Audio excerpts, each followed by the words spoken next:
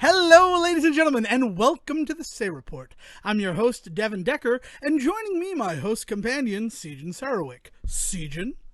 Hey, Devon. And we want to give a big old Say report congratulations to the newest, highest grossing film of all time. That's right.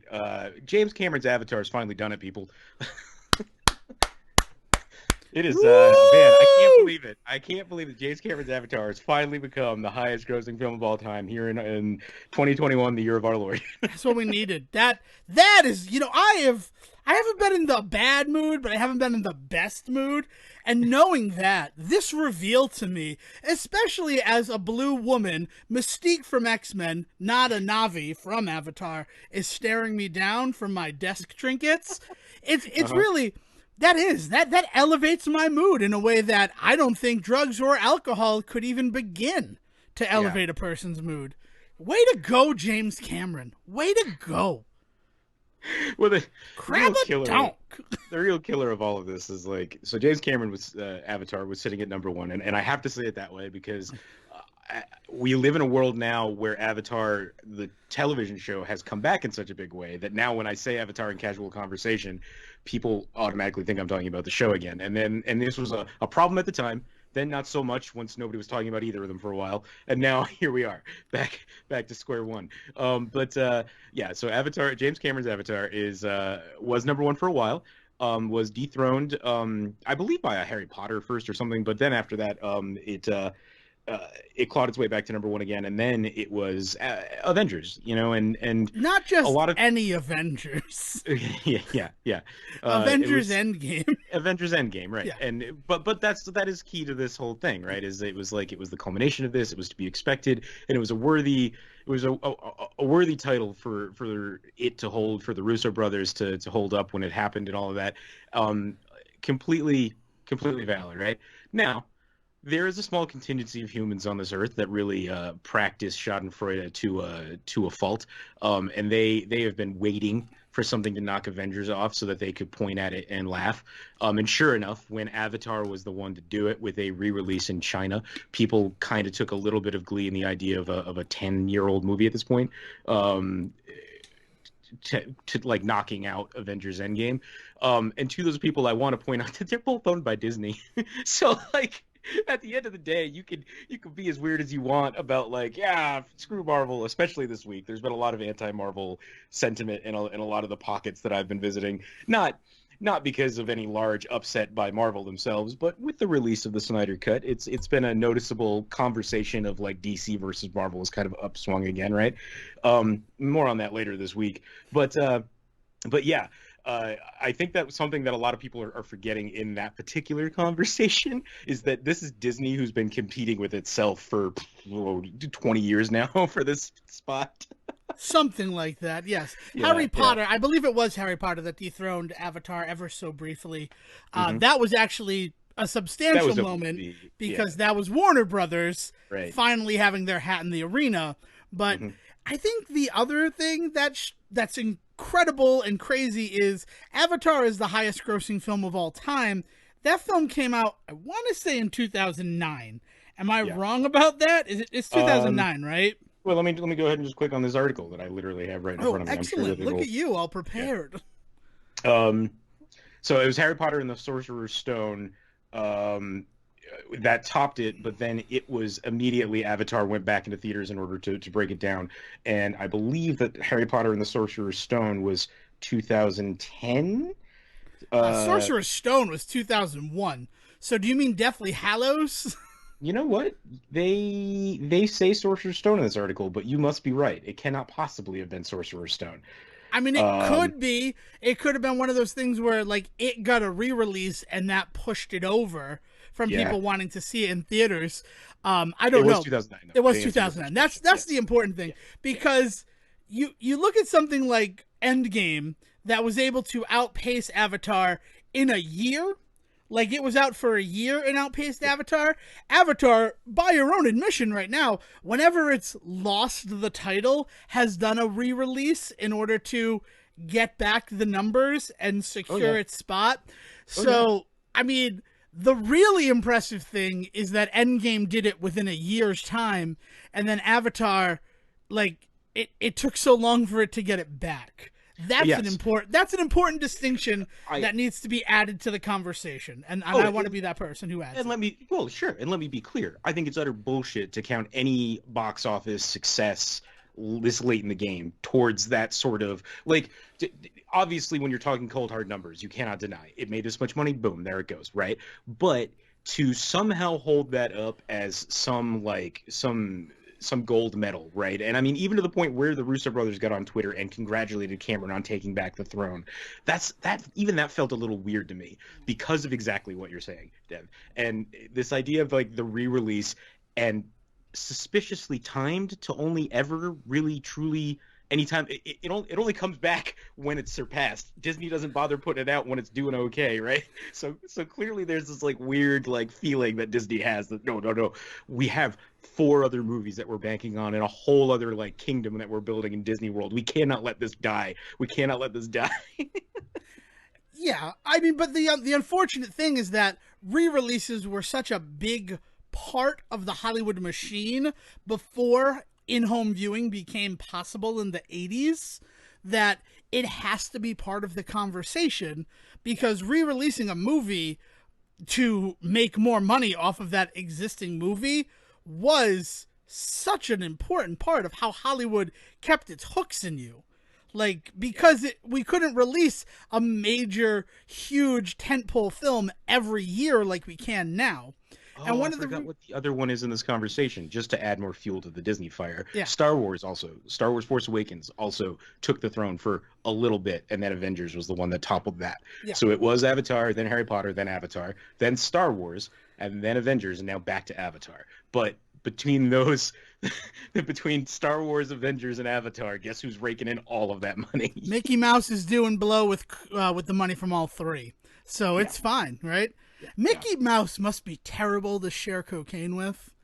Like, he got that big nose. Oh, see, Goofy's the one I wouldn't want to go near. I would not want to do any. I wouldn't have a caffeinated beverage with Goofy in the room. Goofy strikes me more as like a bath bombs type of dude, though. Like, yeah, nothing else does it anymore.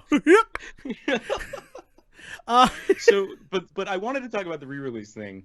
I like congratulations James Cameron. I'm not gonna like harp on this. I have feelings about Avatar, and God, like if we are still doing this show when eventually the Avatar sequels start coming out, we will definitely talk about them. But you know that it is what it is. It's back on top of number one. But it is not the only re-release that I really kind of like have to point at this week, because Disney, I didn't realize how ingrained in the system it truly was until I started looking at a very particular list and realized, did you know that Lion King has made almost like $950 million in theaters, and that is due to the fact that it has been re-released and then re-released in 3D? Yeah, the original animated film from 1994. That's what we're discussing here. Yeah. Yeah. Beauty and the Beast is another one that has just raked in the cash. Yeah. Because when they did the Broadway show, which both of us have been involved in, you know, more local productions of. Wait, and you mean Beauty and the Beast? Yeah, I mean Beauty and the Beast. Yeah. Beauty and the Beast, when they did their Broadway show, they also released it for the first time ever in IMAX, and that sent its earnings like through the roof. Like, that was one of the first times I remember a film in the afternoon selling out. Yeah. So the only reason that this even came up is I've been eyeballing the animated movies listing, specifically like historical listings, because there was a film over the last couple of months that was slowly climbing its way up, and without knowing the monster that is Lion King, I was under the impression that we were going to be looking at possibly the greatest selling animated film of all time, and it wasn't going to be an American film. So I have like once a year I get it in me to dip into the world of anime, and it something catches me, right? So like I have like some of the classics in my house. Like I have Akira sitting on my shelf. I have the entirety of Cowboy Bebop. I have watched through Full Metal like 3 or 4 times now. In fact, in the middle of a rewatch with the housemates right now, right? Like there is a definite streak in me that definitely appreciates like going into anime, but I'm not somebody that can get into like dedicating their whole lives to like a particular one. There are 1,000 or more chapters of One Piece, and I love that anybody out there can be in that world and that is their world, but holy shit, that is their whole world, and I just cannot do that, right? So like it scares me. It intimidates me, like kind of getting into anime, so I don't do it all the time because I'm worried that I'm gonna trip and fall into a Naruto hole, like like Oh, well, you don't need to sell that to me. yeah. Black Clover was the first Hmm. anime that like I started to watch semi frequently with anything, because anime for me growing up, I watched Sailor Moon and I watched Dragon Ball and Dragon Ball Z like Sunday mornings on UPN, like Yeah, like the before. Fox Kids edits. Yeah, Yeah, yeah, like yeah. weird sort of stuff. And I remember being in 7th grade and a friend of mine like he went to go visit his cousin in North Carolina, and when he came back he was like, it's like he had seen Anime Jesus, and he's like, oh, da, da, da, da, da, da, and they don't call it Japanimation, they call it anime, and like all these other like things, like he's preaching anime to me, and I'm like, you're not special. I've been watching these things for like years, and then the next Yeah. year, what? No, I was agreeing with you. Oh Yeah, yeah, well, so like there is definitely that sense, right? It is yeah, something that has been a part of our pop culture because we grew up right after it really kind of hit here. yeah. But it was highly edited. I will give them that. Oh, But that's but a yeah, they were still watching the highly edited stuff. They yeah, weren't. It wasn't that collection. It wasn't when the next year when Toonami went full anime delivery system yeah, that right. people started to discuss the differences of the edits and what had come before, and like seeking out the subbed versions because it told the actual story, and like all these other discussions. But like when Toonami did it, I was done because I couldn't tune in to watch 3 episodes of Dragon Ball Z that was Goku powering up and literally nothing else. Just Goku powering up for three Yeah, episodes before a fight happened that was like 2 seconds long. It wasn't in me. I didn't have it in me.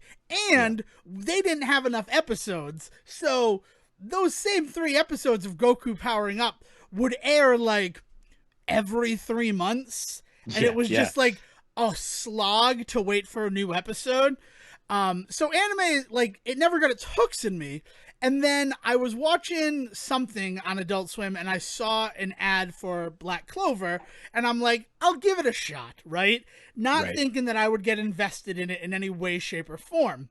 And lo and behold, I've watched something like 300 episodes of Black Clover now. That can't be right. 3 seasons. I think it's like 182 episodes that I'm through.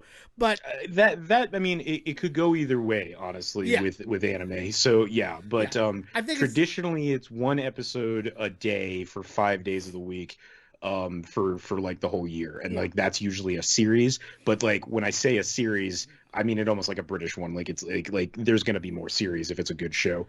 Right. I believe Black Clover was doing one new episode a week because Mm, seasons tend to be 51 to 52 episodes.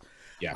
And I believe I think I'm around like 182. I don't quote me on that. If you're someone out there and they haven't even done that yet, I've only ever watched it dubbed. I haven't watched it subbed. But then because I'm watching anime, I see commercials for other anime. And then I'm like, oh, I'll check it out. And then like suddenly I'm watching like 7 different shows, and I'm Yeah. like, this is what I wanted to avoid. Like I'm at the foothills of like, do I just get like a Crunchyroll subscription to just knock these all out of the park? And I don't Yeah. think I'm going to do that. I think I see these people on my like social media who like rock out 3-4 episodes a day, and for me there's something kind of nice about the delayed gratification of having to wait the week to watch it. Of course, like SSSS Gridman right now, which is a newer anime and something that I'm over the moon for, because you know what those 4 S's stand for, Sejohn? What? Super Samurai Cyber Squad. I don't know Nice. if you remember Super Samurai Cyber Squad, I but remember Super Samurai Pizza Cats. No, wait, no, that's a different they thing. were just Samurai Pizza They Cats. were just Samurai Pizza Cats. They weren't Super super. Samurai Cyber Squad starred the middle Lawrence brother, Matt Lawrence. Oh, Yeah, yeah, yeah, yeah. Matthew Lawrence. And when he played his guitar, he would get sucked into his computer and fight viruses. And it used footage, much like Power Rangers, from the Japanese show Gridman. So then, when they did a new series of Gridman, they decided, yeah, it exists in sort of the same universe. So we're gonna preface it with four S's that stand for Superhuman Samurai Cyber Squad. And I have 6 episodes saved, and there's one more new episode, and I'm like, well, I'm just gonna wait, and I'll watch all 7 episodes at once, Yeah, and that's yeah. it.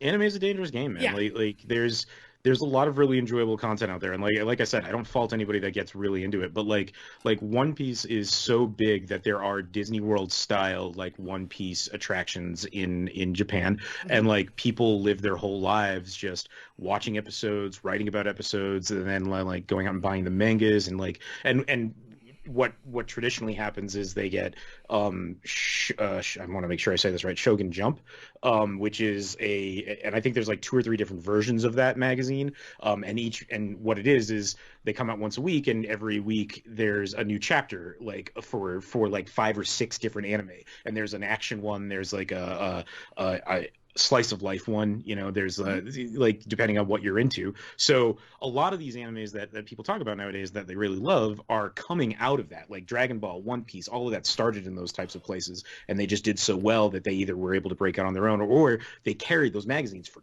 years. Like it, and there's a whole ton of stuff to dive into in that world. And like I said, I actively try and stop myself because of how like juicy it all looks. It's like looking at a giant fucking cheesecake, and just I have to tell myself I can only do one slice, because fuck me, I will eat the entire thing, and then I will be on the toilet for the next 3 days. But like so over the last couple of years, I have actually really kind of leaned into like one season ones, like, and not that they were one season because they finished their story either, but just like, oh, this died on the vine, but that's okay because I still like it. So like I did like Dead Man Wonderland, which is so good, and it has a great cliffhanger ending, and it'll never get finished. So like stuff like that is usually how I tame myself. So there was a one season one that had come out this year that I had heard really good things about, and I knew that there was a risk that there was going to be more, but I figured, all right, I know that there's a season of this. Everybody is talking about it. I'm going to check it out, and it's called Demon Slayer Kimetsu no Yaiba. I believe is the proper way to say it. God, I'm probably not, but there you go.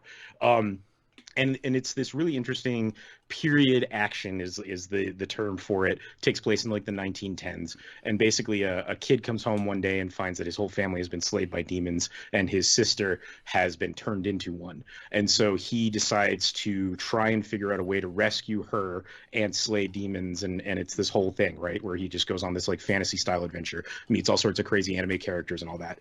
Well, they finally, because it was doing so well and was so popular, decided to do a film. And traditional anime television show manga films are usually just like extended chapters of the story. So it's not like Full Metal has a really good one of these. It's not like it's going to tell you everything about this. It's not starting from the beginning. It's not origin stories. It's just, this is a story within this universe. You either get it or you don't. Come along for the ride. If it's well made, you'll get it.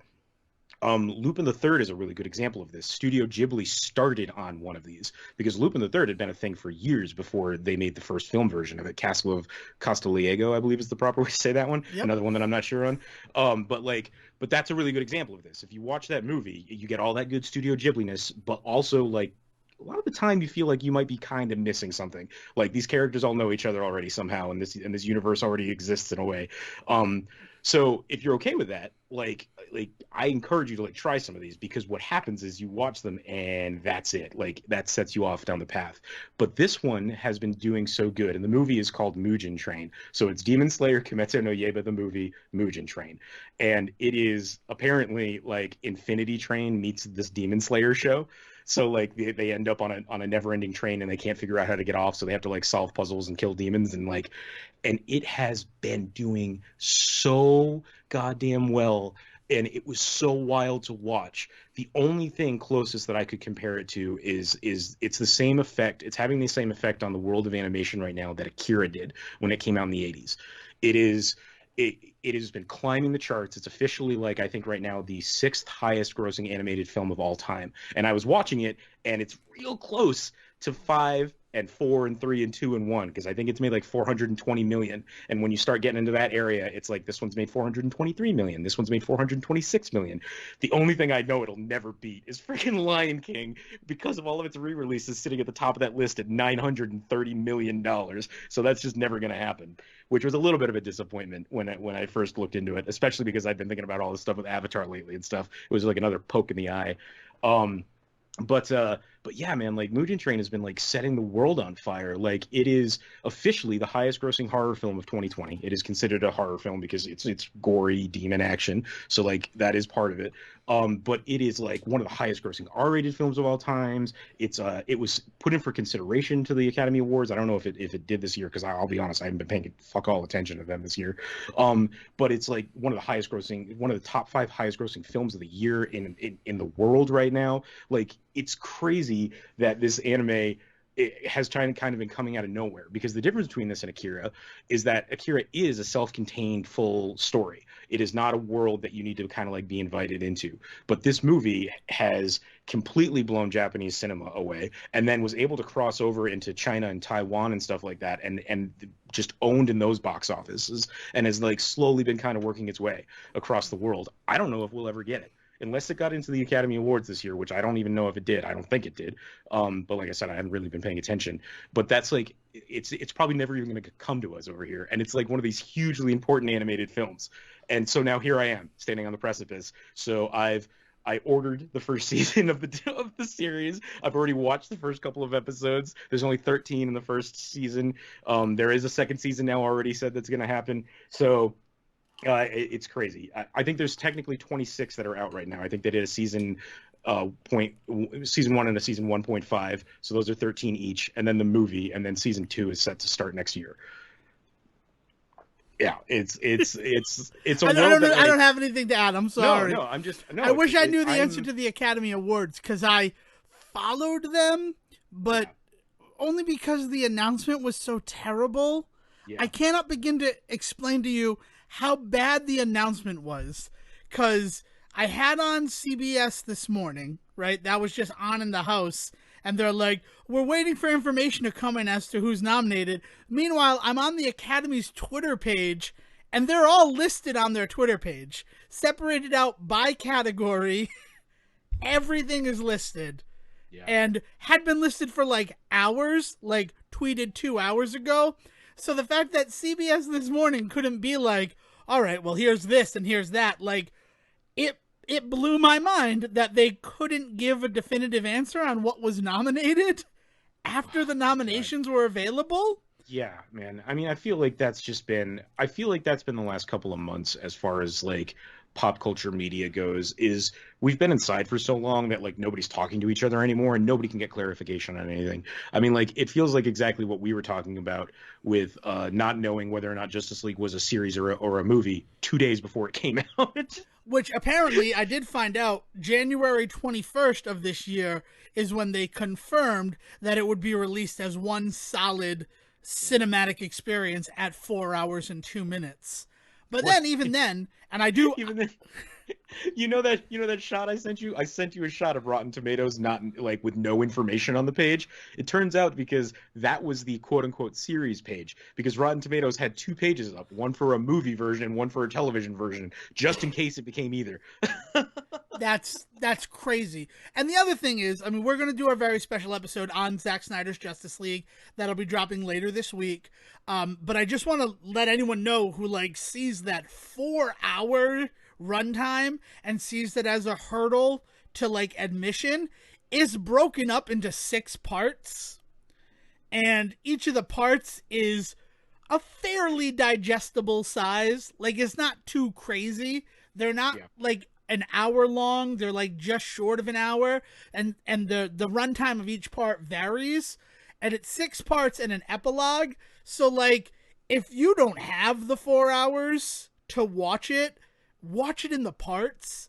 Like, you're not wrong. The communication on pop culture stuff, it's been real bad because I was so nervous to watch Justice League in case, oh, I don't have 4 straight hours to do this. Will and I tried to set something up to watch it virtually together, and then I'm like, I don't know if we should do this because I can't commit. Neither one of us can commit to 4 straight hours together. Right. Will, like, we don't know what could happen. Yeah, no, I mean, like, even taking it out of the Justice League conversation, because, like you said, more on that later this week. But even looking at like video games and like everything that's been going on with announcements left and right of things being pushed back, I know I know a ton of people that had no idea that Avengers was pushing out Hawkeye this week. It was like a secret, like which is the craziest fucking thing when you consider that was like the one of the biggest parts about their release announcement is Hawkeye to come out later. And then, like, they just dropped the ball on, like, letting people know when that later was, you know? And then somewhere along the line, you pointed out that Gotham Knights got pushed back as well. And I wouldn't have known about it if you hadn't sent it to me. Yeah. And that was, I mean, hopefully Avengers takes advantage of the fact that Gotham Knights is not coming out this year. Like, they're not going to. It's sad. I mean, but the other thing is, and I think the reason why the ball was dropped with that Avengers reveal of Hawkeye is they unfortunately wrapped it up in the next gen version releasing. They released it in, we're going to push out the next gen upgrade and Hawkeye at the same time. And the fact that almost nobody has next gen yet, they just stopped caring. Right. Because, I mean, you can still play Hawkeye. I mean, like, I'll be honest. We played through it here. We were able to get the next gen, and I was able to get it on my PS4 Pro, and they met up fine. We played through it fine. It wasn't an issue, but, like, nobody knew about it. Like, nobody was talking about it. I feel so strange that, like, I've played through it because it feels like it only exists in my mind. It doesn't feel like a real thing that occurred. Like, and we were going to do it, but, like, it just came down and it's like, it was late when we finally got it installed on the PS5 because Sony still has to fix their issue with downloading the version of the game that you want to download. Yes. Like, we downloaded the PS4 version, even though I went in and said, PS5 version, please. And it installed the PS4 version. And then I had to uninstall that and install the PS5 version. So, like, it was double the length of download and installation because they still haven't figured that out. And I don't get it. I just don't understand why the default is not the PS5 version. Look, I don't understand how programming works. I'm not going to sit here and pretend that it's easy for them to just, like, flip a switch and stop that problem. But I cannot believe that I've never heard a version of this story where it downloaded the PS5 version, and that's just not what I want right now. It's always that it downloaded the worst version of the game, the PS4 version of the game. Why? Why is the default not the high-end, like, beautiful version? In that case, I'd at least give it to them as, like, cynical business move. Like, of course they want you to download the best quality version of it, so that's what you're talking about with your friends. No, instead now everybody's talking about the shitty version they played, and then finding out, oh, that's because it doesn't have the ray tracing, it doesn't have the quality, the high quality picture, it doesn't have the sound, it doesn't have the It's so weird to me that the default that it goes back to is the PS4 version on your PS5. Yeah. I think where it might be coming from, where the thought process is, and this is me giving a lot of, like, weird credit to Sony and how they do it, is all the games require save migration. You can't just log in and because it's your PSN ID that is tied to the Square Enix servers, access everything. You need to log into the PS4 version and migrate that save file to their cloud and then re-download that in order to access everything that you've done. But not marketplace purchases. Not those. Those are fine. But progress, that stuff we need to make sure you do this for. Which, like, just supports the cynical business side of it that I feel you were touching on. Just a tad. Yeah. And what really bothers me is that one of the other discussions about the next gen consoles is that they're solid state drives. So, like, writing and rewriting them is like shortening their lifespan. So the fact that you just forced me to download something I didn't tell you to download, and now I have Yeah, to right. delete And that. now I have to delete it and then reinstall and then yeah. Like Man. the cynic on me, I'm like, oh, are you planning obsolescence with this system more so than you already have? Like, who knows? Who knows? But it's excellent. It's not going to save the game. I'm glad, sad about it because it was a great story. But it's That's not been going the to story. save Yeah, this. but It's not going to save the game. that's been the story of Avengers since the beginning. Is that it's been a great story wrapped up in a less than mediocre game, and like and the problem that I have once again come up against is I tried playing it and spent 20 minutes doing exactly the same thing I've always done and quit because I have said time and time again the worst part about that game is the game. And they've never touched it. They haven't fixed anything about gameplay loop or anything like that. There's no quality of life changes to the way that you play that game yet. In fact, they've made it worse with the Yes. fact that leveling up is more of a grind now. Hmm. I will say we did have fun faking that we were losing our minds every time that we leveled up. Like, what does that mean? What? Oh, I got skill points now? What do I do with them? I'm so overwhelmed. Yeah. Yeah. It's just it has never hooked me as a video game. I'm Yeah. like, and you've pointed out that you really like the story, and I mean, I like the story well enough. I mean, it kind of reminds me of a ton of other Avengers stories. So like, there isn't anything in it. There is nothing in the story that is so bizarre and unique that I feel like I need to get to that moment, at least not that I've heard of, that I'm like, I need to get to that moment because otherwise I'm never going to see anything like this in my life. And at this point, I don't need to play the game to see that. So many people are so pissed off at this game that I bet I could find a full cut of all of that on YouTube right now. Yeah, I think that what I like is that it's stories that I know being told in a kind of new fashion. And I will say this for the Future Imperfect Part 3 of the campaign that Yeah. focuses on Hawkeye. Real big fan of the fact that the mission where you're in the shield bunker in the tundra and have to activate the computer terminals and then keep them from getting rehacked by Right. robots, that was not a mission. And after it being a mission like 3 times in the Kate Bishop part of the campaign, that was a breath of fresh air. Like, there were no missions but- like that at all in the that Hawkeye can't thing. be that can't be a win though, right? Like the fact that they didn't include something that was pissing you off is not No, that's not. improvement, right? Like that's literally bare minimum. I It's don't. like, You're not wrong. You win all of the money for what you just said, but it was one of those situations where I'm like, wow, Yeah. this is good. There's none of those missions where like I want to hit myself, and they did a lot of the missions where like you have a radar and you need to follow it until you find whatever's giving off the signal that you're tracking. But none of those opened into a bunker where I needed to activate randomized computers. And Man. I'm like, I perfect. I will say this. I will say one nice thing about Avengers before I finish my piece on this.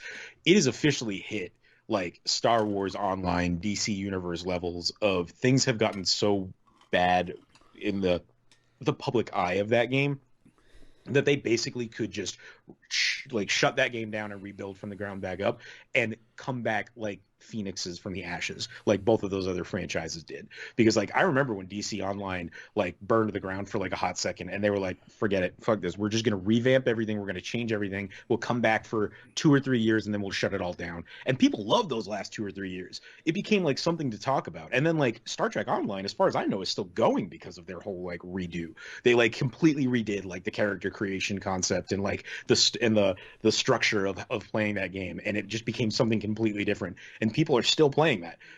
And that's the game that infamously they sold a bunch of like lifetime passes to dudes, and then like the game came out and it was horrible, and it became this conversation of just like, I just gave you like $100 at the time, which was like years ago, $100 to be able to get into this online game for the rest of my life, and I don't even feel like I'm gonna spend 5 hours in it, you assholes.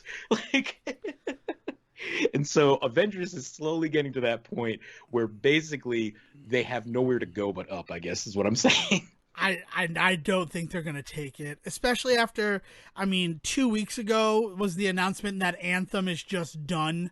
We're Yep. pulling the plug on Anthem, and if you want to track a game's trajectory against Marvel's The Avengers, Anthem is unfortunately the best one to use. Yeah. And not just because they both feature Iron Man-esque flying, and it's disappointing because I do enjoy it, but then also I had to wait. Kate Bishop came out October of last year, I think. I want to say it came out in October of last year, Yeah. maybe November. It was like end of October, early November. It was one of those, and then we waited until March for the Hawkeye DLC, and Hawkeye and Kate are the same character. I cannot even, I'm not even joking. I'm not doing a bit when I say that. We each opened up our skill trees and like, what's this one called for you? It's perfect draw. It's perfect draw for me. What's this one called? Cluster arrows. Oh, okay. Well, mine, it does a little tripwire. What does your do? Oh, mine creates a force field between them. I'm like, well, that's the same thing. That's the same thing. They're exact same skill tree for these two characters. Wow. They have different ultimates. That's it. And honestly, Kate has the better ultimate because it supercharges her. Hawkeye just gets Yondu's arrow from Guardians of the Galaxy 2, Nice. which is cool, but like that's Yondu's. That's not Hawkeye's. That's, Yeah. Oh man. so I it's, know. I mean, it's been fun. The best part about it, though, bar none, I have to share spoilers. Is the fact that you go to the future and you meet up with Old Man Hawkeye, and usually it's confusing when you have Kate Bishop and Clint, and they're both Hawkeye. Like you have two Hawkeyes. Add in Old Clint, and it's too many Hawks. And then, right, even bigger spoilers, but not really, because it's been the whole marketing for the game, is at the end of the game, the final boss of this thing is Maestro, which is a future version of the Hulk. So we went into the final fight against him with Kate, Hawkeye, Old Man Hawkeye, and Hulk. So it was like, this is just fun. And then our last player was Black Widow, because she has some connection to everybody there. So she just gets to be there like, hands on the hips, you guys. Oh man. Jesus. Yeah. It's fun, but it's weird and it's sad, and I'm not, I don't know. If we really get Spider-Man for that game, I will be blown away. But it was just delayed as well. Oh my God. Imagine if after all of the bad press and terrible controversy, which legitimately kind of started this ball rolling, that was the moment where people were like, I'm not buying it out of spite. And they didn't. Is they're like, I'm not getting it because Spider-Man is going to be Sony exclusive and I'm getting an Xbox.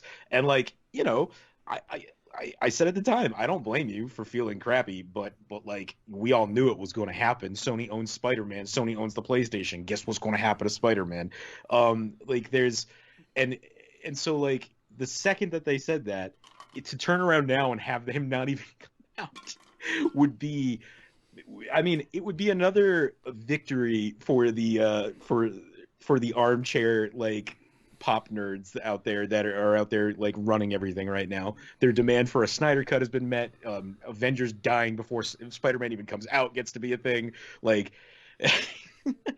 it's gonna be, we are entering a world in which fans have too much power, as far as I'm concerned. I will co-sign that. As someone who's very happy about the Zack Snyder cut actually happening, but again, we'll talk about that further. But yeah, it's strange. When I heard that Spider-Man was delayed, I'm like, is it even gonna happen? Because nobody's talking about this right now. Nobody is talking about Hawkeye finally coming to Avengers. And I also have to mention one other thing. With all of the Avenger characters, right, you get an iconic mission chain where you do like missions that are them solo from the comics. Right. And And that often unlocks a additional costume for them that you don't need to pay real world money for. Because inherently the biggest issue with Avengers is that they want you to pay hundreds and thousands of dollars to get the costumes that you want. Like, it's $10 for a costume, Sejohn. That's a lot of money. Gross. Yeah. It's really gross. I mean, I don't even mind cosmetic buys. Like, if that's what you want to spend your money on, spend your money on it. But the balls for them to do something like that when there is real world there is an equivalency here that people don't seem to like, that people at Marvel don't seem to see, but the rest of the world does. The same characters in Fortnite, you can buy those types of costumes for like $2 or $3. So like to ask for people in this game that nobody's playing to spend that much more money to get the same costume that they can go over to Fortnite that all their friends are playing, like that's you've lost the ground. You've lost the higher ground on that one. Yeah, it's like Old Man Hawkeye costume, which you get to play as it in the campaign. But if you want to unlock it to play with as your friends, currently it's $9, and that's a special for this week. Ugh. And it's just like, oh, cool. And then the costume that they give you to dress Hawkeye up in for the campaign, they give you his day off, which is just a t-shirt and jeans. And that's what I had him in the whole game. Because why would I want him in anything else? Plus, that's what Kate's wearing. So it's like they're just bumming around, hanging out, right? If I have them working that's together. that whole oeuvre, though, right? Because that was also what Thor. what Miss Marvel is wearing. Oh, yeah. Oh, and Thor. Well, yeah, and Tony. Like everybody is just in a t-shirt and jeans to start off with in that game. Yeah. So it's like one of those, well, if a team wears uniforms, this is what I want everybody wearing. But they do give you a costume that makes him look like, you know, iconic. It's called the iconic costume. And you get to use it through the career. But then when you finish the storyline, you're bumped back to the day off. And you have to unlock that by doing Hawkeye's mission chain. So you unlock... Wibbly wobbly timey wimey. Yeah, it's just like, oh, okay. And can I tell you what his iconic mission chain was? It was finishing the whole storyline that you got for it, doing his training, shooting people in the head 25 times, and using his, like, lock-on mode, which you unlock after you hit a certain number of people, like, in a row, like, I think it's 10 times it unlocks, killing 35 people while that's active. And I'm like, that's so Hawkeye. That's so, like, Hawkeye's, like, mission chain. Like, Kate, you actually had to do missions that Kate did. Like, go to the West Coast and complete missions on the West Coast. Yeah. And I'm like, I don't know what to do with this. Like, it's one thing that the game already feels devalued a bunch of ways, but then almost every character got 2 costumes right off the bean. Hawkeye only gets the one, but they tease you the other 2. And Jesus. Like, it's just, you can see the writing on the wall. And then it's even easier to see that writing on the wall where they highlight it and add, plus, leveling up was too hard for people. So we've made it a little bit grindier so that people don't gain levels so quickly. Now, I do have to say, and this is not in their defense, it's just something I noticed while playing again this weekend, and I jumped in as Kate Bishop. I had 14 unspent skill points as Kate, which means that I was leveling up and just not doing anything with those skill points. Yeah. And like, even I was like, oh my God, 14. That's a lot. That's a lot of skill points that I have done nothing with. And it's not like I didn't level up certain things. I made it show that she had, like, the max amount of slots for arrows that would warp her to other parts of the battlefield after she shot them. Yeah. So it's not like I haven't leveled her up at all. It's just, no, I just didn't use 14 of them somehow. So maybe it was overwhelming, and I'm the fool. All right, while we're on the Marvel kick, have you watched Falcon and the Winter Soldier yet? No, it is so people kept making dates to watch it with me this weekend and then breaking them. it does not seem to have like I'm just gonna watch it on my own at this point, but it does not seem to have grabbed people in the same way that WandaVision did. I'm very surprised because if you had asked me before WandaVision what I thought people were more looking forward to, I would have in a heartbeat said Falcon and Winter Soldier. I mean the iconic imagery of the Cap stuff that's in it, the idea that they were continuing that story, the fact that we kind of just knew what we were getting. You know, it's Lethal Weapon, but with Falcon and Winter Soldier. Fuck me, sign me up. Whereas like with WandaVision, not necessarily iconic characters, no idea what the story is going to be. Like where do we even go with this character that's dead? I'm thoroughly surprised at the initial reactions to WandaVision versus the initial reactions to Falcon and Winter Soldier. All right, so I won't go further because I do want you to watch it without anything coming in. But I would like to share, and this is going to be as spoiler free as possible, and it will be spoiler free, just how much of a disservice I did to myself by having any knowledge of the Marvel Universe going into Falcon and Winter Soldier. Okay. Like there are just moments where I'm like, oh, that's who this guy is. And everyone I'm watching with is like, shut up. And I'm like, no, but that's who it is. And then like they have stuff posted like in the credits. They have like little signage stuff. And I'm like, see, that proves what I just said. And they're like, shut up. And I'm like, no, but like they're telling us too. I don't know what to do with this show. Where WandaVision, I did not feel that way. Like, there was no moment with WandaVision where I'm like, oh, knowing what I know about Wanda and the Vision, this is what's going to happen. So it also seems more by the numbers, the Falcon and Winter Soldier show. And I think that's where the issue is coming from with people not being into it. Man, I see, but that is where I'm caught off guard, is because if I would have thought that anybody wanting to watch a Marvel thing, a Marvel franchise thing, they would be much more interested in a by the numbers style. Like, you know what I mean? Like part of the, I'm not going to deny that part of the heavy criticism against Marvel films is that there are tropes galore. You always know where stories are going, and even when there's a quote unquote twist, it is not an unexpected one. Like it never throws. I cannot think of a single twist in a Marvel film that fucked me up. You know what I mean? There's no like Seven style head in a box ending to any of those movies, right? Where I will point at, the only one that I will point at, were you going to say except? I don't want to take yours if you were... Well, WandaVision is what I was going to say. Okay. WandaVision is the show, is like the thing where that changed for me. But what are you thinking? What I was going to say is Michael Keaton's Vulture being Liz Allen's father in Spider-Man Homecoming. Yeah. Is the one that like everybody in the theater, all 3 times that I saw it, lost their mind.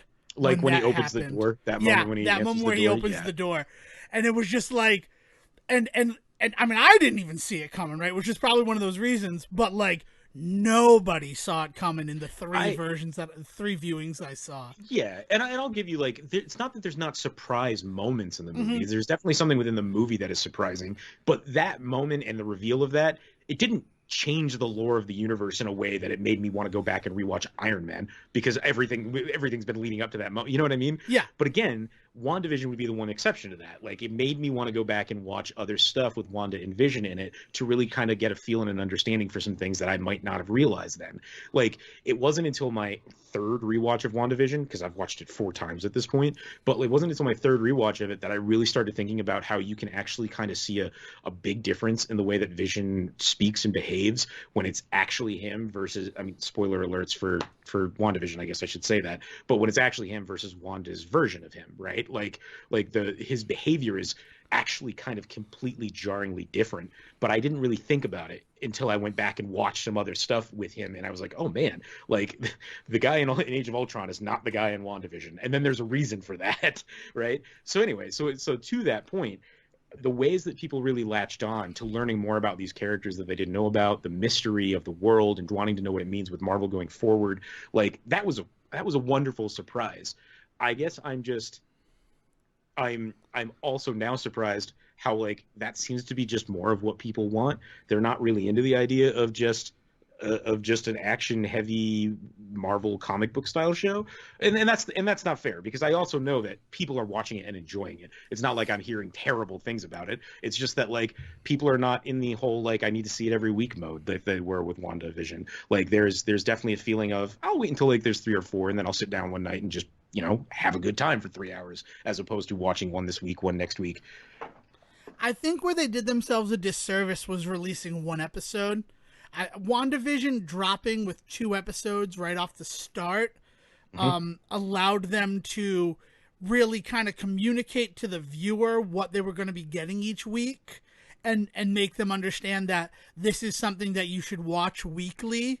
By just dropping the 1 episode, I really feel like that did them a disservice. Yeah. And we'll see. I don't know. I loved it, and it's already being referenced in the house, which is something that says to me that, like, it's not just me that enjoyed it. And it's really a shame that you're not wrong where people are defining it as, like, an action-heavy show. Buddy, I mean, it has been described to me by people that were excited for it as buddy cop. Like they were very happy for the buddy cop Marvel show to be coming out, especially because this conversation was happening in the midst of WandaVision, which again, people were enjoying, but they were happy about the idea of getting something that was more standard with Falcon and Winter Soldier.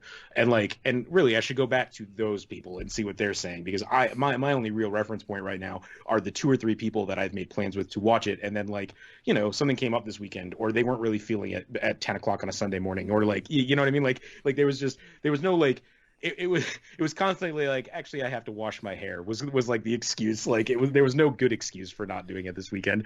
But at this point, like I said, I'll probably just watch it myself. Yeah. I think honestly that sounds like a difference of expectations versus reality a bit, because it's not that show, and if it's going to become that show eventually, that'll be great.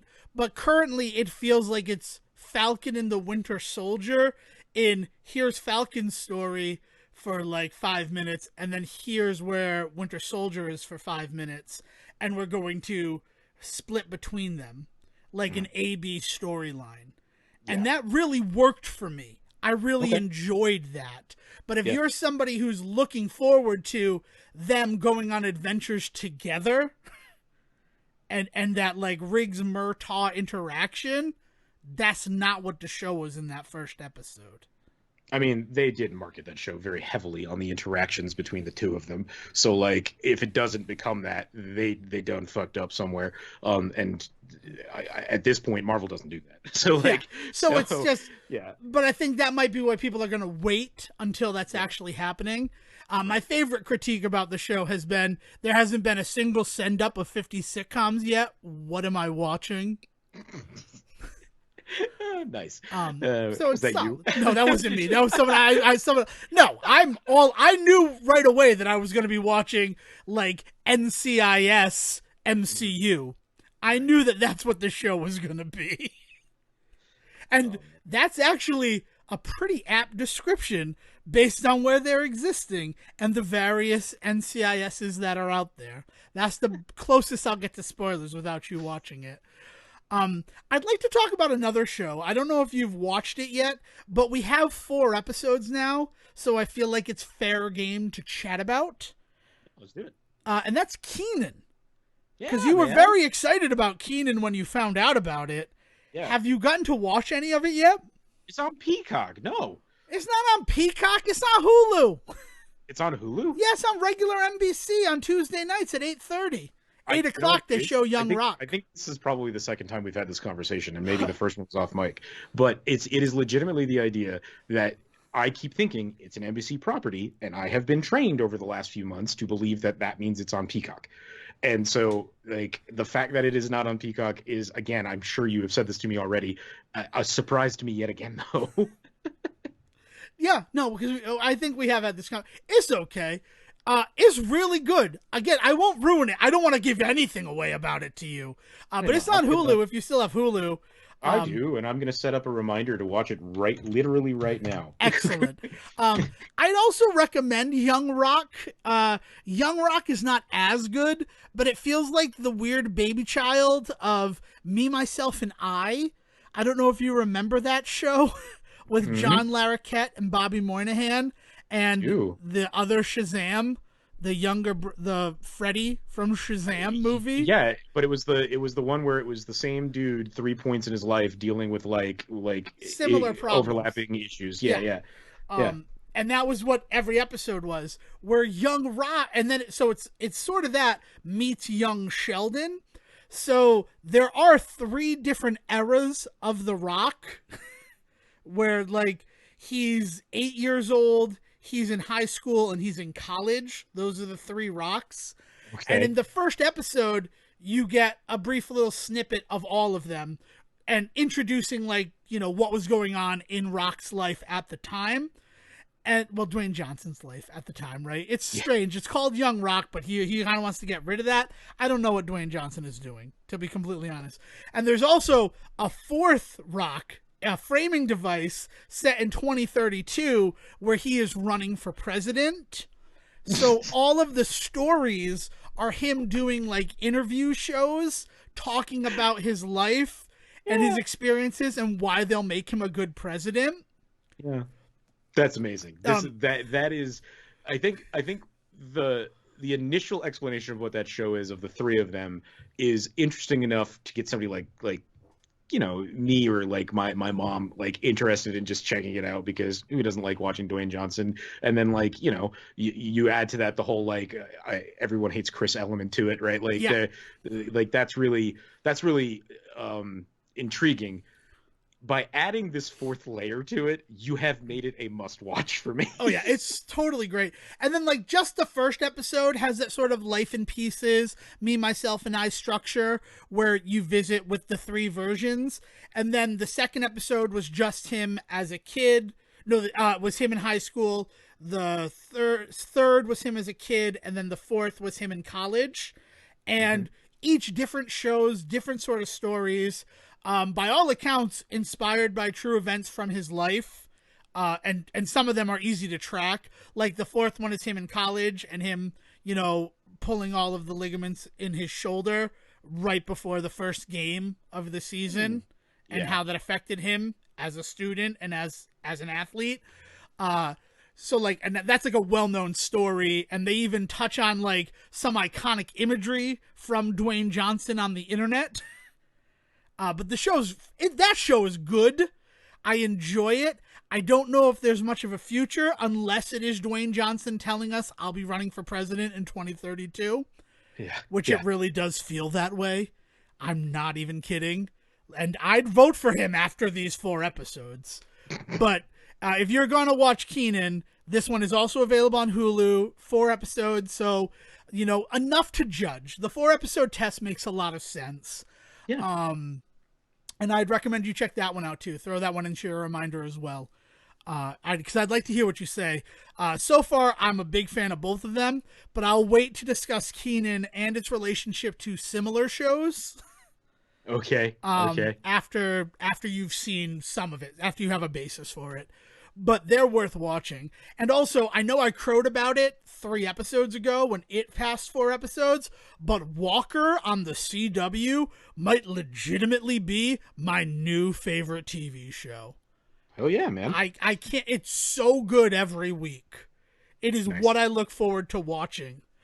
And for 2021, we had WandaVision. Walker is still better to me because I'm not expecting this depth, and it goes to these layers and levels that are fantastic.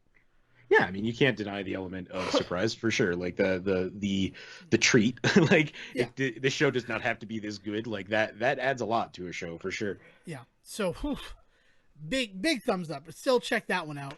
I also watched a movie this weekend that I think bears discussion. It's from 1992. Do you want to take a guess as to which film I watched this weekend? I don't think I mentioned. 1992, so we're talking pre-Jurassic Park, Baby's Day Out? No, it was not Baby's Day Out. I think Baby's Day Out was also 1993. I'm going to be honest with you. Oh, man, then I have no clue then. All right. So I watched a little film starring Bridget Fonda and Jennifer Jason Leigh and Steve Weber. These giving it to you? Do you have any idea? I like Steve Weber. Okay. What are we doing? And also Steve Tobolowsky. Any idea what this film is, Sejohn? I just The Big Chill? No, what is this one? it's Single White Female. Oh man. Okay. All right. So it has been referenced like crazy. The show has been referenced like crazy.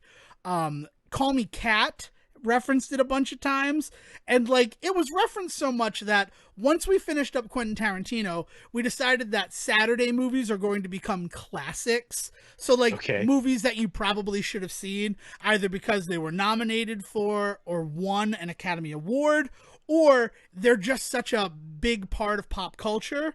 And we have all the movies on little sheets of paper in a bowl, but the first one was going to be Single White Female because there were 3 references to it on 3 separate shows in 1 week. And it's like, we're just going to start with Single White Female. Man. Single White Female is a movie that I saw when I was in that phase in my life when I was like, I like movies. I'm going to watch movies. And they're not going to just be like Meet the Deedles. I'm going to go out and find like movies, right? And I remember in that, like that's when I watched The Godfather, that's when I watched Goodfellas, that's when I, like that's when I kind of got into a lot of like old black and whites, and I really found like a love for like Humphrey Bogart and stuff like that. And Single White Female found its way onto that list, if that gives you some idea of where like my brain always kind of puts it. Can I In guess retrospect, why probably Single White Okay. Female made it onto your list? Because Yeah. I know why it made it onto my list. And that's a little show that I believe we both share a love and appreciation for called Big Wolf on Campus. Which I would have been watching around that time. Yeah. So probably. And the Scary Terry episode, Merton Dingle, the character from Big Wolf on Campus. We got to give Big Wolf on Campus a full episode. I'm saying it right now. There's enough of them available, and we have enough love for it that we got to do it. But the character of Merton Dingle, who was like the sidekick, I guess I'd call him the Willow if I had to like do XBs to Buffy the Vampire Slayer. I would be like if it was Willow and Xander were the same, were rolled up into one character. Which would make a lot of sense considering the show. Yeah. It's one of those situations. And he would always reference movies to describe what was happening with the monster of the week on Big Wolf on Campus. And now, by all accounts, this felt like a children's show to me. It was on Fox Family. Yeah, I mean, it was definitely geared towards.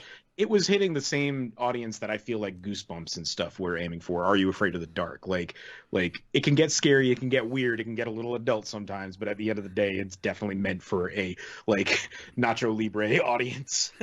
Right.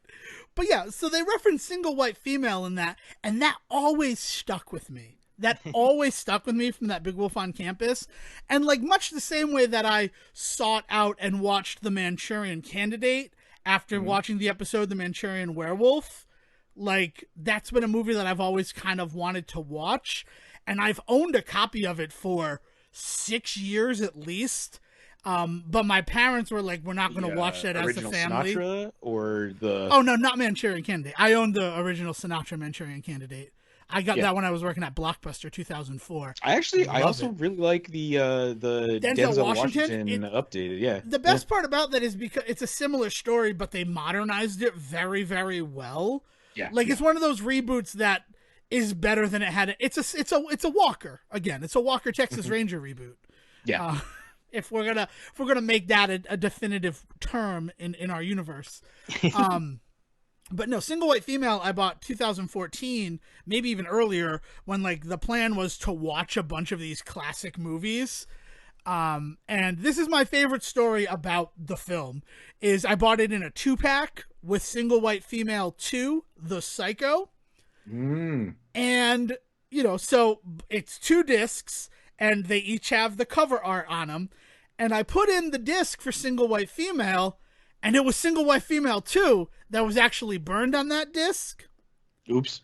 Right? And then I'm like, oh no, like I've owned this for 6 years. I never thought to check it. But then I switched it. I put in the other one, and that's where Single White Female was. And I have to imagine that was done on purpose, considering the major plot of Single White Female. Boo, oh no. Oh god. Oh shit. with Oh like man. Jennifer Jason Leigh trying to assume the identity of Bridget Fonda. Um, I've always been told that it's like a really creepy movie and like scary, and I guess my parents like that was how they described it to me. Movies must have been less like more tame when they were seeing films See, because I always kind of put it in the same category as like a Fatal Attraction or something where like it's scary in like how not over the top it is. So like I'll give it that there's definitely a scare factor, but for me it was always more about like I don't know, like the thriller, like erotic thriller aspect of it is really more like it's much more like a just to stick with Michael Douglas, it's much more like The Game than it is like like Saw, you know what I mean? yeah, Like it's not, yeah, yeah, yeah, I didn't find it to be particularly. It's a thriller. It's a psychological thriller in a lot of ways, but it's yeah, also like weirdly like slice of life. You could totally see it happening in real life, and that's the scariest thing about it, right? right, Also, right, when we didn't have caller ID, you could do whatever the fuck you wanted with a telephone.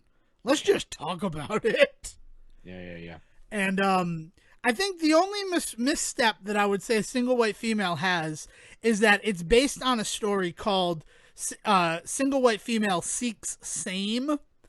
And that in that story, that's the ad that is placed by Allison Jones in the newspaper is single Right. white female seeks same, but that's not the personal that is placed in the film. But like the phrase single white female seeks same is such a foreshadowing to like what Hetty ends up doing in trying to like replicate Allison's life and being and fashion for herself. Yeah. like like the whole it just felt like such a misstep in regards to what that could be. Yeah, no, it's like, man, single white female is like weirdly, I get scenes in it confused with oh man, Sleeping with the Enemy, I think, or That something. makes Like sense. About the same like time. say yeah, but like saying like Steven Weber, I've got like wow, like flashed images of like Steven Weber in that film being like charming but also kind of yeah, anyway, I am how did you so did the whole family watch it The or whole just you? family watched it. It was this family Saturday movie. Happy to report that next week it's going to be The Replacements, the Keanu Nice. Reeves football movie, which is a Awesome. fantastic film. I love that movie, and a I get that perfect Tiger Better. palate cleanser Nice. after after single white female. And again, it's not one of those situations where I can kind of watch anything with my parents and not get like squicked out by it.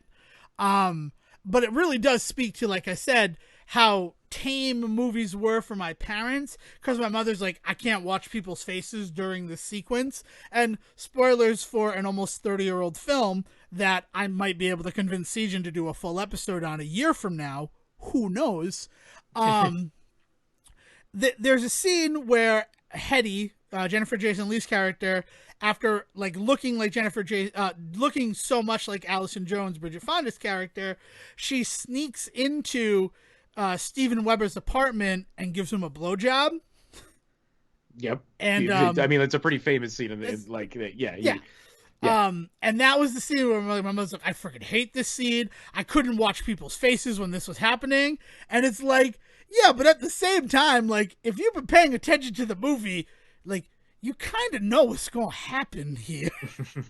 Like, It is gratuitous though. I it's, will say I that. mean, you Like don't see no penis. I will say that. yeah, but that you never do. It's like it's That's not a true. measurement for You gratuity very in film. rarely see Yeah. dongs in films, in Yeah, but no, cinema. it's one of those moves where it is the move that in Basic Instinct it's her lifting her legs, right? Yeah. Like it's that they those types of movies, and it is like the like psychosexual thriller of the early 90s, that they always felt like they had to go there for that one scene. It is the movie is building the sexual tension to that moment, and it's like this really weird like thing that happens, and you see it in the 2000s try to be recaptured in things like 50 Shades of Grey, and like and those movies building up to that one scene that you know is going to be the quote unquote dirty scene. And it is what makes or breaks those movies for a lot of people, is because either it happens and it is it is upsetting to the point where it becomes filth, a la something like Brown Bunny or something like that, right? Yep. Or or you have the one that it plays so perfectly that it becomes movie history, a la like Basic Instinct, right? Yeah. Like there's there is a moment in those movies that they have to go there, and it's how they handle those moments that I think make or break those films. And I am I am willing to watch Single White Female again because I couldn't tell you right now whether or not it holds up. It's good. I enjoyed it. Like I don't want to tell too much because there's a lot to share. It's worth watching, and for the 30th anniversary, I will. I think I could easily, I'm not even holding his feet to the fire that long, get Sejohn to agree to a very special episode where we watch and dissect it. Because oh my god, there's so much I want to explore with you specifically. I mean, it becomes such an important trope in film going forward, and it's not even like it was new when that came out. It's just what it is it's the apex. It's the distillation of that concept to the point where like it becomes really scary, and that's the one thing that you're focused on. And good horror movies do that, right? Like where they don't bog you down with a million different things that freak you out. They take that one thing that freaks you out and just drive it home. But it becomes such a huge thing for me going forward that story shows up in like everything from other horror films to like Batman. Like one of my favorite Batman stories of all time is Hush, and that is a single white female storyline in a lot of ways, in the ways that Thomas Elliot is trying so hard to take over Bruce's life, live Bruce's life, and then eventually take over Bruce's life. And like all I could think the entire time I'm reading that story is, man, this is some real single white female shit. Like, and the really crazy thing about it, just to put a nice bow on it, is that, like, that's the middle of the movie. There's still so much movie after that happens that, like, for that to be the defining feature going forward in popular culture, so that anyone who hears single white female, even if they haven't seen the movie, understands that it is a person emulating and then supplanting another person's identity and existence. Right. Like it's impressive. And it's one of the reasons why it was a Saturday classic that we felt we had to watch. Yeah. Yeah. I applaud the choice of film so far because this has been wild. I don't think that this is the kind of movie that I would wake up on a Saturday and prepare to watch with my family. I'll be honest. 10 a.m. That's my favorite thing about it. We're done by 12:30. Everybody just sat down, watched Single White Female at 10 in the morning, and then like went about their day. Interesting stuff. Good stuff, and I'm excited to share more of them as we go forward. Cool. Yeah. Is there anything else? Anything else from you? Anything that you want to add, talk about? Nothing too huge. Super excited. We're celebrating Passover this coming weekend, and it's a big deal because we're actually having people over. I don't know if I talked about it on the show we didn't have a show last week because I got vaccinated. And so like between the vaccine and we have a bunch of people in our circles that have gotten both doses already, but we're also on top of that we're still going to practice social distance stuff. Like we're not crazy, so we've got tables and stuff set up. We've already measured out to make sure that everybody is going to be at least 6 feet away, and we've got a bunch of stuff planned. I don't know how much you know about like a Passover Seder, but they take a bit of time.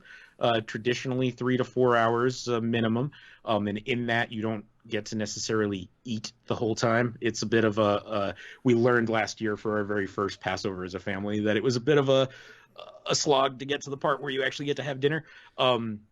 But it was a bit of a slog after they were freed from Egyptian rule and had to walk across the desert, Sejohn. You guilt trip me all you want. That's the point. Like, that's what it's about. Yeah. So imagine 40 years of this. But then what they do is oh my god, it's such a fantastic ceremony because on top of not letting you eat for 4 hours, they then also make you drink. So.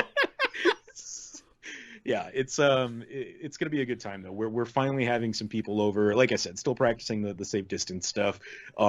We actually we were gifted, I cannot thank them enough, but some family members gifted us a outdoor heater, those like tall ones with a propane tank I and stuff. love those things. Yeah, exactly. So we've got one of those that we're going to set up, and like everything's going to kind of happen around that. It's going to be a good time. So the house has just been kind of a blur of us like preparing after a year of not having people over. Like what do we do? Like what do I do with my hands? Like I like it's crazy. It's been kind of nuts. Wonderful. Well, I look forward to hearing how that goes for you next episode. I can't think of anything else that I really want to add. All I want to do is talk about Justice League. Like that's the thing, and we can't do that here Oh, because we're going to yeah. just load Yeah, I it know. all in to a cannon and launch it to your I ear holes for our very Yeah. special episode. So, I did think of a thing though. okay. I and this is a me thing more than anything. I owe a mea culpa out there, and I need to just own up to it. I did a dumb last week, a very bad dumb, and accidentally referred to Elliot Page as Ellen Page, and I need to make sure that I put it out there that that was not a statement or anything stupid like that. That was wholly a mistake on my part, and I want to make sure that that is out there. Yeah, I guess somewhere along the line in one of our Netflix conversations, we were talking about Umbrella Academy, and I pointed out that Elliot Page is front and center on some people's pages while not on mine, and like read into that what you will. But yeah, I accidentally used a dead name and do not want to do that. So just want to own up to that. Oh, respect. Respect owning up to your mistakes. That's an important thing to do in these modern times, and I respect you for doing it, my friend. I honestly do. On the subject of Elliot Page, I will recommend Frances McDormand's latest film that she's nominated for Academy Awards for acting, and the film itself is nominated for Best Picture. The Yeah, director, Chloe Zhao, also for Best Director. Nomadland, that's yeah, also on Hulu. If you thought it was just on Peacock, it's on Hulu too. yeah, yeah. And that is a great film to watch. Good. Really, just it put so many things into perspective for me. Considering how things went in 2011, that like I didn't even consider. And it's a great film. And the reason why Elliot Page actually brings that to me is another film that I feel like a lot of people missed that was really, really good. And I know it's not Frances McDormand, it's Julianne Moore, or I believe it's I'm not sure, but Freeheld. Yeah, Uh, with Elliot Page and Julianne Moore in it. Yeah, Yeah. that film, it's those similar sort of vibes where it's Hmm. just like kind of low key, but like very important things that you don't even consider as like in the world we live in now, especially in the wake of what we dealt with last week, seeing all of this violence against Asian Americans and Pacific Islanders, and like that coming to the surface. Like a lot of progress has been made in this country, but like these films that are being made now showing things that have happened in our own lifetime, Sejohn, that Yeah. like either we were blessed to not be affected by, or maybe we didn't consider. Like they're films that are worth watching. And Yeah. Yeah. Nomadland's got. I mean, it is still an evolving story too. I don't know how much you know about the sound the sound designer for it that passed away, took his own life shortly before or shortly after the film came out. Frances McDormand had a really nice thing to say about it a couple of weeks ago, and to see that it got nominated for all of this and it's being received so well is really really cool in light of kind of the sad story that movie had for a hot second. That the and so watch that movie. I will paraphrase what Frances McDormand says, is basically like watch that movie and do yourself a favor and take a moment and take in some of like the soundscape of that film, because it's the last work that dude ever did, and the guy was apparently something else to work with, an artist of like no highest other. caliber. Yeah. Yeah, yeah. So yeah, but Nomadland, keep an eye on it because it's been kind of an up and down journey for that film this year. But now we're staring down the barrel of it and winning a bunch of awards, and that'll be really cool to see. No matter what happens with that. Yeah, even if it doesn't win those awards, it is literally an honor just to be nominated, Hmm. especially in the wake of what 2020 meant for cinema. There was a time where people thought that it might just be Wonder Woman 1984, and that would have been a travesty. Yeah, yeah. All right. Oh man. So, if you would like to get in touch with us and recommend any other films like Single White Female that have like huge reaches into popular culture, you can find me on Twitter at Devon D. Decker. And if you've got an anime and like I'll try anything once, but don't get me into no Naruto holes. You can hit me up at Siege versus the World. I'm actually going to be the first one to recommend one to you, and that is Paranoia Agent. Okay. Because Okay. it's a single season, and it is one of the greatest things I got to watch while in the quarantine of last year. So I recommend that to everybody. Paranoia Agent is one of the strangest, sincerest, coolest animes that I've ever had the privilege of watching. Cool. So Paranoia Agent, it's out there. And they actually just got a big re-release last year. That was one of the first times it had been re-released. And I want to say like something like 14 years. Like I think the last time was like 2006. So yeah, like definitely check that one out. Cool. All right. So William, if it's not too much trouble, please bring us home. Thank you for listening to the Say Report with your host Devon Decker and Sejohn Serwick. Please follow the guys on Twitter and Facebook by searching for The Say Report, and you can always subscribe on your podcast channel so this is delivered straight to you and you can enjoy it every week. With apologies to your mother, we'll see you next time.